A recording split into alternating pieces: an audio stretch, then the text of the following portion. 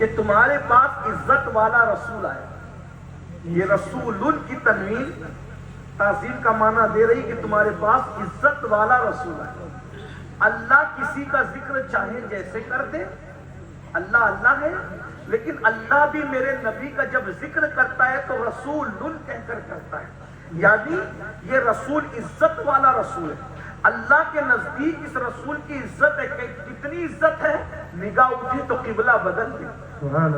مردوں پہ سونا حرام ہے. اگر سراقہ کے لیے حلال کرنا چاہے تو حضور حلال کر سکتے. مردوں پر ریشم حرام ہے. عبد الرحمن ابن عوف کے لیے حلال کرنا چاہے تو کر سکتے ہیں. مردوں کو 4 بیویاں کرنے کی اجازت ہے.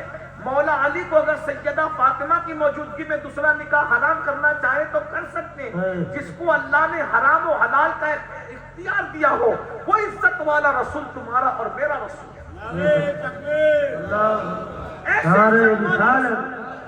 اب سنیے غور سے، ایسے عزت والا رسول. اب قرآن کہتا ہے ان کی کیا شان ہے؟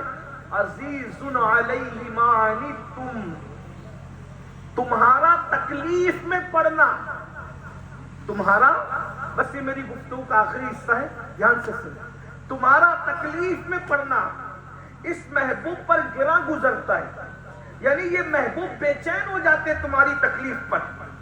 یہ قرآن قیامت تک کے لیے ہے. قیامت تک کے مومنوں کو قرآن کہہ رہا ہے کہ تمہارا تکلیف میں پڑنے سے میرا محبوب بے چین ہوتا ہے. یعنی بیمار تم پڑتے ہو، بے چین حبیب ہوتا ہے. کانٹا تمہیں چبھتا ہے، بے چین حبیب ہوتا ہے.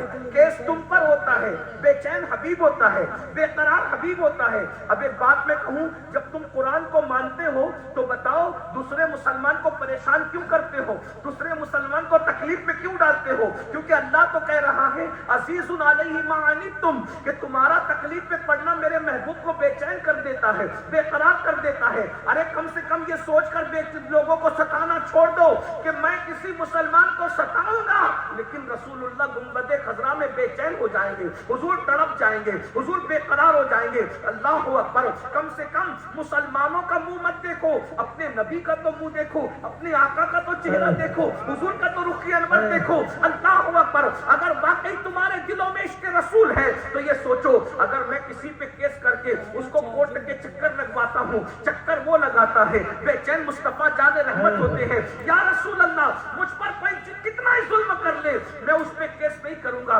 کیونکہ وہ مسلمان ہے، وہ کورٹ کے چکر لگائے گا. یا رسول اللہ آپ بے چین ہو گے. میں اس بدبخت، میں اس وہ نالائق کو نہیں دیکھتا، میں اس کمبخت کو نہیں دیکھتا. حضور کا رخ انور دیکھ کر کے